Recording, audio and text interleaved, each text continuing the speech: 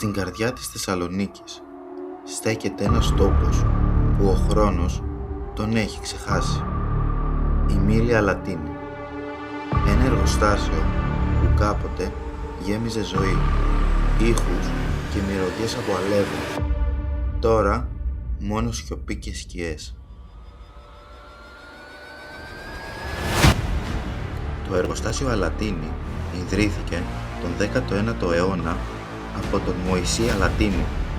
Πέρασε από πυρκαγιές, ανακατασκευές και δεκαετίες έντονης παραγωγής και για πάνω από έναν αιώνα αλέθιζε σιτάρι για την πόλη.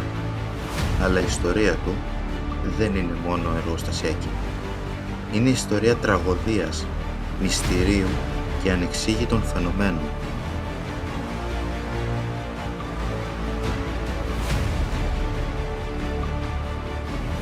Λένε πως πριν λίγα χρόνια και συγκεκριμένα το 2015 ένα κοριτσάκι μόλις 15 χρονών χάθηκε μέσα στους μήλους.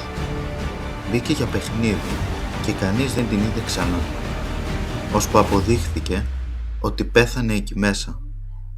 Από εκείνη τη μέρα όσοι περνούν κοντά στους μήλους λένε ότι κάτι περιμένει εκεί μέσα.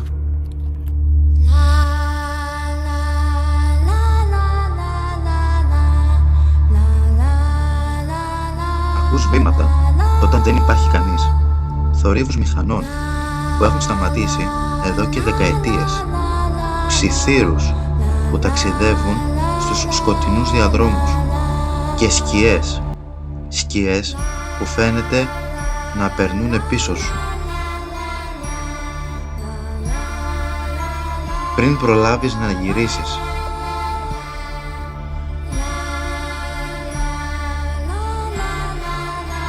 Κάποιοι λένε ότι το κοριτσάκι ψάχνει ακόμα την χαμένη της οικογένεια, ότι η ψυχή της δεν μπορεί να φύγει και οι μήλοι την κρατούν φυλακισμένη ανάμεσα στο παρελθόν και το σκοτάδι. Αν ακούσεις προσεκτικά, ίσως ακούσεις και εσύ το γέλιο της να ατυχεί ανάμεσα στα τούβλα, ένα αγνό ψιθύρισμα που σε καλεί να δεις, να καταλάβεις, να φοβηθείς.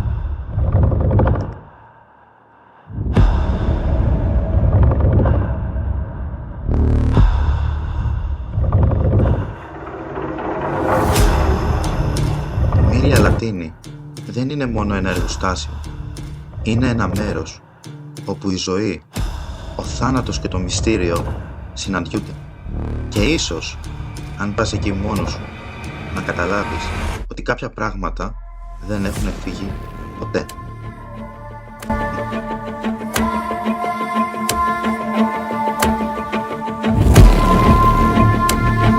Τι θα έκανες αν ένιωθες ένα ψυχρό αεράκι να περνάει πίσω σου και γύρισες και δεν υπήρχε κανείς?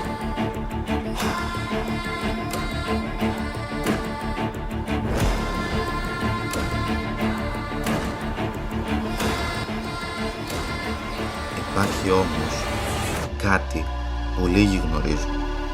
Όσο μιλάμε για ιστορίες φαντασμάτων, υπάρχει μια λεπτομέρεια που δεν λέγεται εύκολα. Κάτι που ανακάλυψαν μόνο όσοι μπήκαν μέσα παράνομα. Εκείνα τα βράδια ούτε το φεγγάρι δεν τόλμησε να σταθεί από πάνω. Μέσα στο εργοστάσιο υπάρχουν δωμάτια που δεν εμφανίζονται σε κανένα αρχιτεκτονικό σχέδιο. Περάσματα που οδηγούν σε παλιές αποθήκες, κρύπτες, όπου έμειναν ξεχασμένα αντικείμενα δεκαετιών και κυρίως προσωπικά αντικείμενα εργατών που δεν πήραν ποτέ πίσω. Μία ομάδα εξερευνητών είχε καταφέρει να μπει πριν χρόνια και όταν βγήκαν δεν τόλμησαν ποτέ δημόσια να πουν για όσα είδαν. Μόνο ένας χρόνια αργότερα άφησε μία ανώνυμη περιγραφή. Είπε πως στο υπόγειο βρήκαν έναν διάδρομο με τούβλα που ανάσαιναν. Ναι, ανάσαναν, σαν κάτι να κινείται πίσω τους, σαν κάτι να περίμεναν.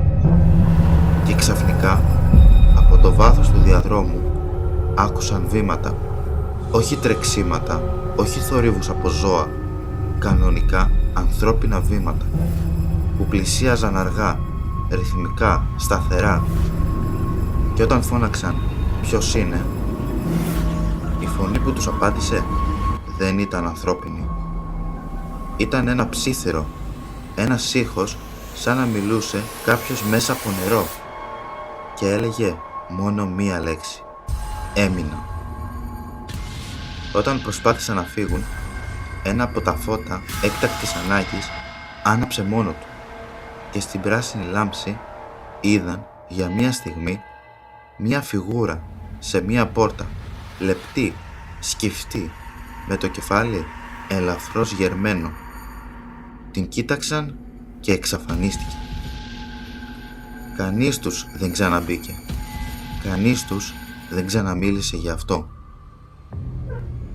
Και όμως, εκεί, στα παλιά παράθυρα του τρίτου ορόφου, αν σταθείς στο σωστό σημείο, την σωστή ώρα, θα δεις μια σκιά να περνάει από το ένα δωμάτιο στο άλλο, σαν κάποιος να κάνει ακόμα βάρδια, σαν κάποιος να μην έφυγε ποτέ.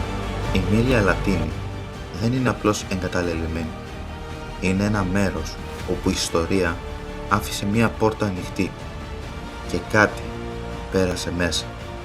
Γι' αυτό, αν ποτέ νιώσεις την ανάγκη να πας εκεί, μην πας μόνος. Και αν νιώσεις ψυχρό αέρα να περνάει δίπλα σου, μην κοιτάξεις πίσω. Γιατί ίσως αυτό που θα δεις να μην είναι για ανθρώπινα μάτια. Η ομάδα μας θα επιστρέψει σύντομα για να επισκεφθεί αυτό το εργοστάσιο στην καρδιά της Θεσσαλονίκης και με τα μηχανήματά μας να καταγράψουμε και ίσως είμαστε σε θέση να επιβεβαιώσουμε αυτά που λέει η ιστορία του.